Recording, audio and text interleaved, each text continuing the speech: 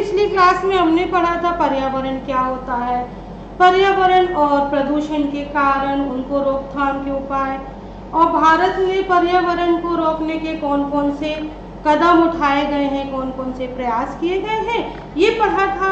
अब इसी को आगे हम पढ़ते हैं। तो संसाधनों की भू राजनीति। वैश्विक अर्थव्यवस्था महत्वपूर्ण ढंग से संसाधनों की भू राजनीति पर ही निर्भर है। वैश्विक मतलब विश्व की अर्थव्यवस्था महत्वपूर्ण ढंग से जो संसाधन है इनकी राजनीति पर ही निर्भर रहती है। यूरोपीय शक्तियों के विश्वव्यापी प्रसार का मुख्य साधन संसाधन ही है। यूरोपीय शक्तियों का विश्वव्यापी प्रसार का मुख्य साधन और उद्देश्य संसाधन ही रहे हैं। और 20वीं सदी के अधिकांश समय में विश्व की अर्थव्यवस्था तेल पर निर्भर रही। 20वीं सदी का जो अधिकांश समय था वह काहे पे था? तेल पर ही उसकी अर्थव्यवस्था निर्भर रही।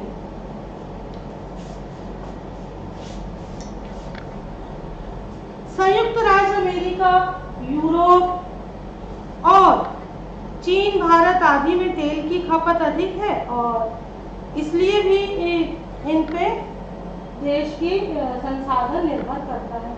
पश्चिम एशिया, खासकर खाड़ी क्षेत्र, विश्व के कुल तेल उत्पादन का 30% मुहैया कराता है। 30% जो भाग तेल का 30% उत्पादन खाड़ी क्षेत्र विश्व को उपलब्ध कराता है। और संयुक्त राज्य अमेरिका, यूरोप, जापान, चीन और भारत आदि में इस तेल की खपत है। बहरहाल वैश्विक राजनीति में तेल लगातार सबसे महत्वपूर्ण बना हुआ है। अभी अपन ने पढ़ा पश्चिमी एशिया का खासकर खाड़ी क्षेत्र 30% तेल उपलब्ध कराता है। किनको उपलब्ध कराता है? संयुक्त राज्य अमेरिका, यूरोप, जापान, चीन और भारत में 23% तेल उपलब्ध कराता है। और विश्व राजनीति के लिए पानी भी एक महत्वपूर्ण संसाधन है। जो विश्व के कुछ भागों में साफ पानी की जो कमी हो रही है, 21वीं सदी में यह पानी जो है कुछ लड़ाई झगड़ों का फसाद भी बना हुआ है। जलधारा के उद्गम से दूर बसा हुआ देश उद्गम के ठीक नजदीक बसे हुए देश पर इस प्रकार बांध बनाने, इसके माध्यम से अत्यधिक सिंचाई करने या उसे प्रदूषित करने पर आपत्ति जताता है, क्योंकि ऐसे कामों से दूर बसे हुए देशों को मिलने वाली पानी की मात्रा कम होती है और उसकी गुणवत्ता क्या होती है? घट जाती है, जिससे देशों के बीच स्वच्छ जल संसाधनों को हथियाने या उनकी सुरक्षा करने के लिए कुछ मनमुटाव भी हुआ है।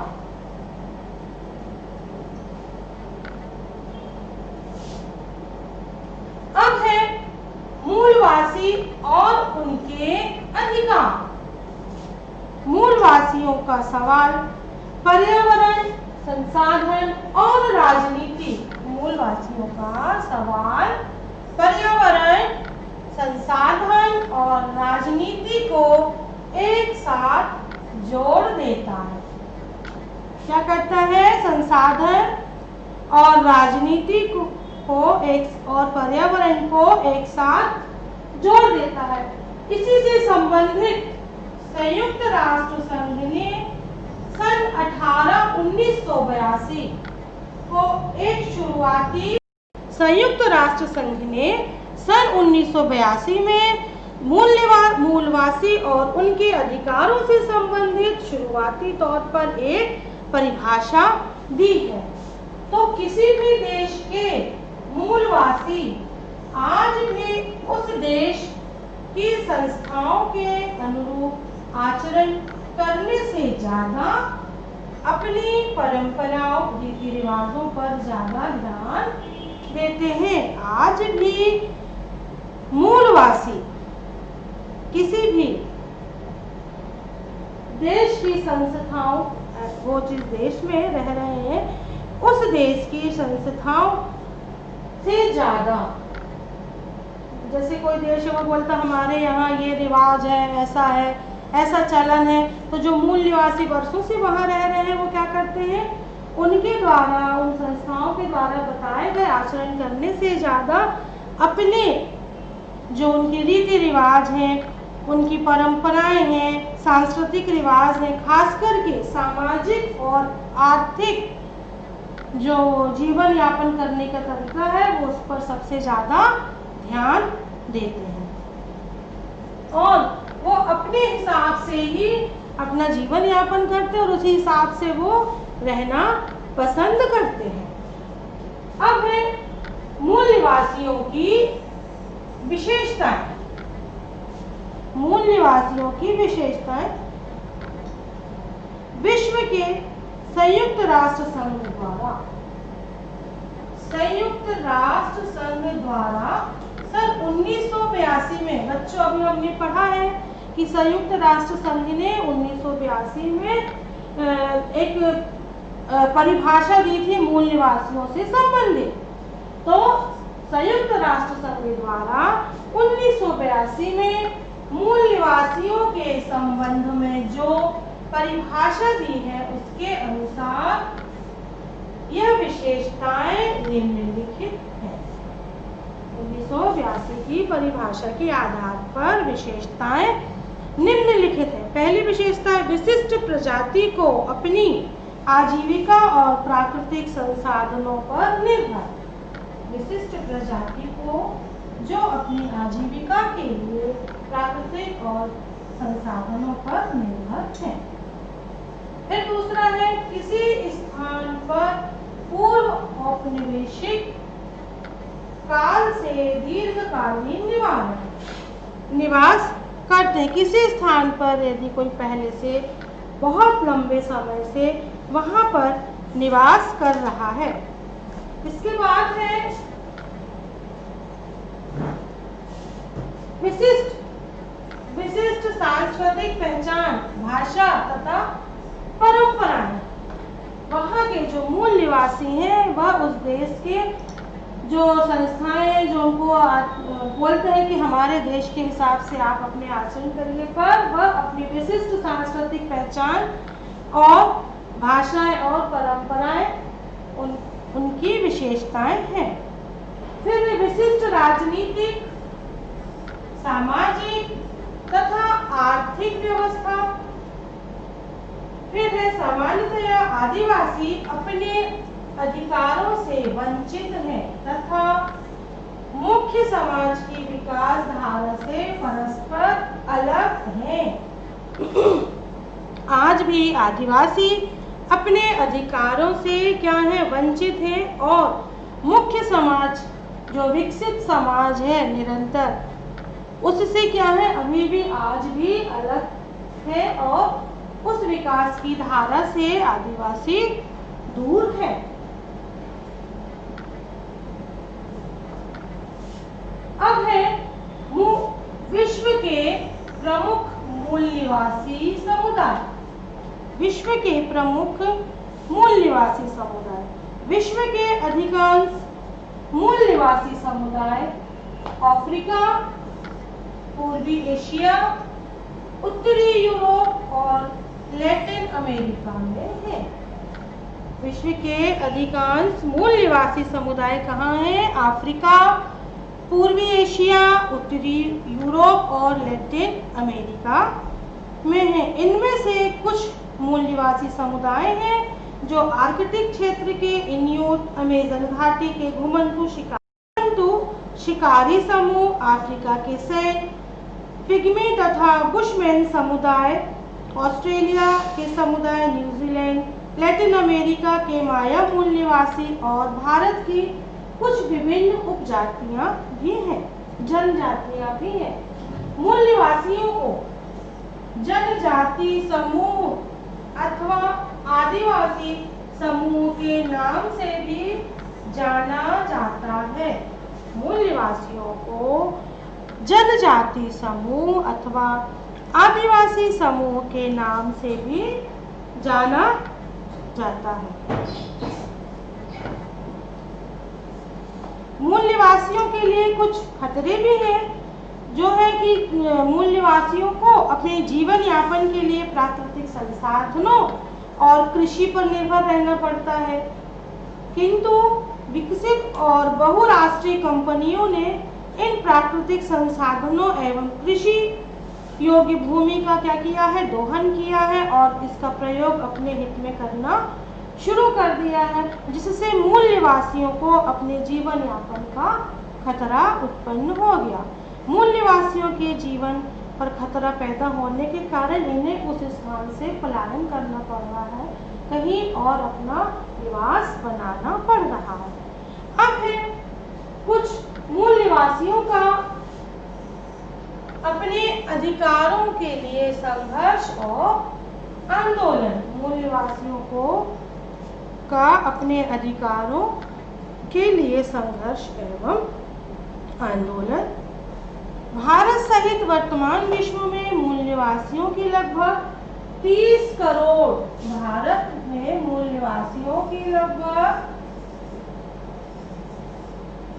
30 करोड़, कितनी, लगभग 30 करोड़ जनसंख्या है। भारत सहित विश्व में मूल निवासियों की संख्या लगभग कितनी है, 30 करोड़ है।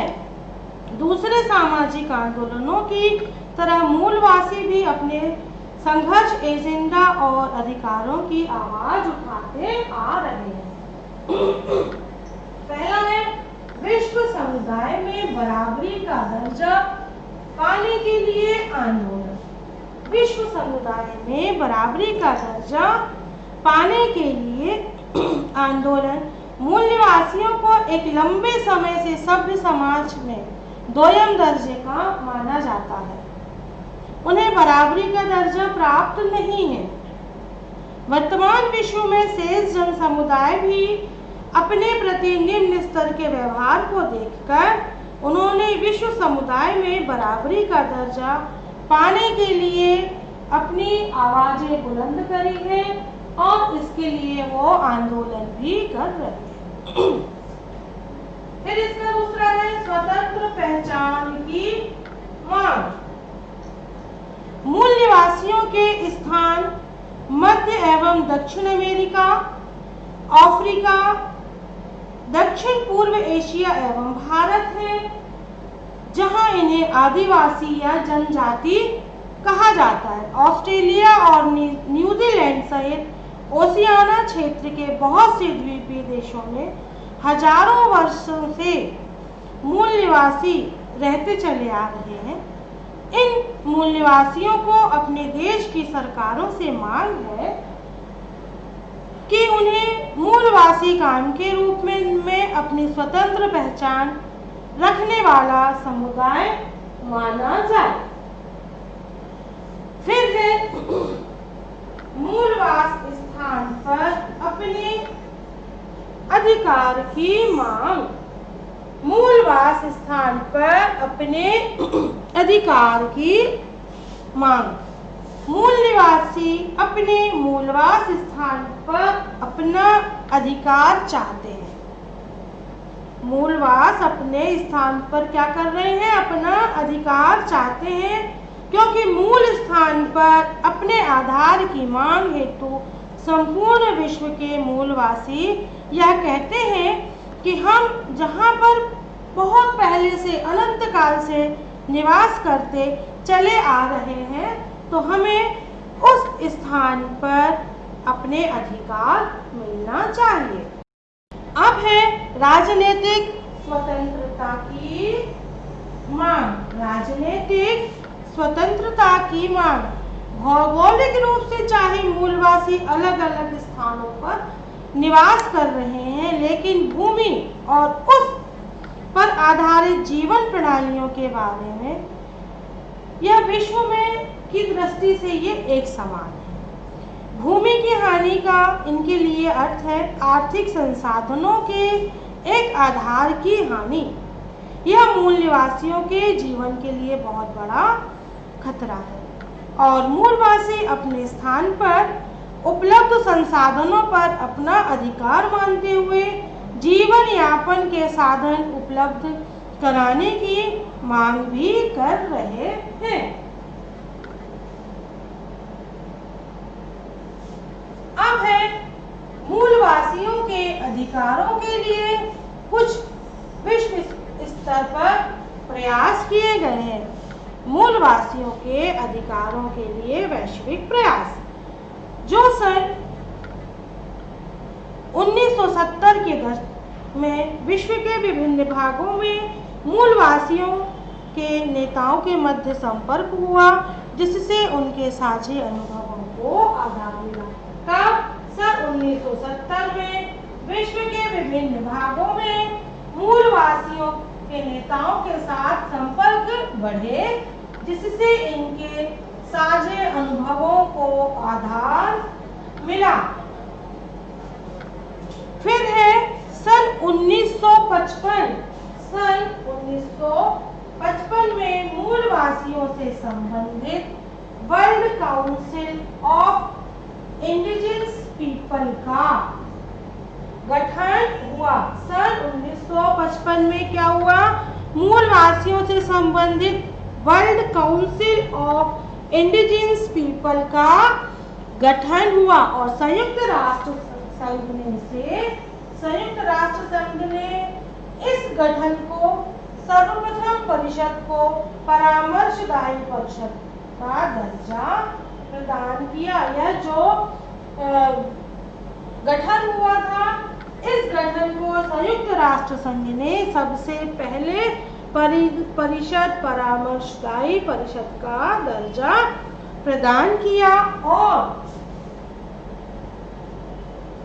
और इसके अतिरिक्त आदिवासियों के सरकारों से संबंधित 10 अन्य स्वयंसेवी संगठनों को भी यह दर्जा प्रदान किया।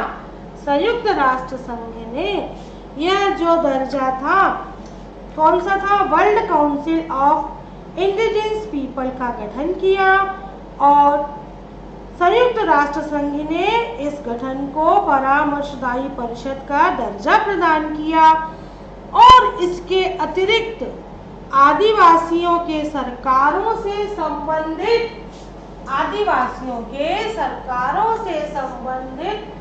10 अन्य स्वयंसेवी संगठनों को, कितने? 10 अन्य स्वयंसेवी संगठनों को भी यह दर्जा प्रदान किया। यह कार्य किसने किया था? दर्जा प्रदान करने का कार्य संयुक्त राष्ट्र संघ ने कब किया था? सन 1955 में। बच्चों, छोटी छोटी सी चीजें हैं जो आपके विकल्पी प्रश्न हो, चाहे सही जोड़ी, खाली स्थान, एक वाक्य में उत्तर देना, सत्य सत्य में आते हैं, तो आप थोड़ा सा ध्यान पूर्वक सुनिए और जिससे आपको ये याद करने में आसानी हो। जैसे सन 1970 के दशक में मूल निवासियों का नेताओं के मध्य संपर्क बढ़ा, जिससे उनके अनुभवों को आधार मिला और सन 1955 में मूल निवासियों से संबंधित एक world council of indigenous people का गठन हुआ और संयुक्त राष्ट्र संघ ने इसको एक परामर्शदायी परिषद का दर्जा दिया और इसके अतिरिक्त भी 10 अन्य स्वयंसेवी संगठनों को यह दर्जा संयुक्त राष्ट्र संघ के द्वारा प्रदान किया गया। बच्चों, ये पाठ आज यहीं पर समाप्त होता है। आप इसके प्रश्नोत्तर इस वीडियो को देखकर बहुत अच्छे से समझकर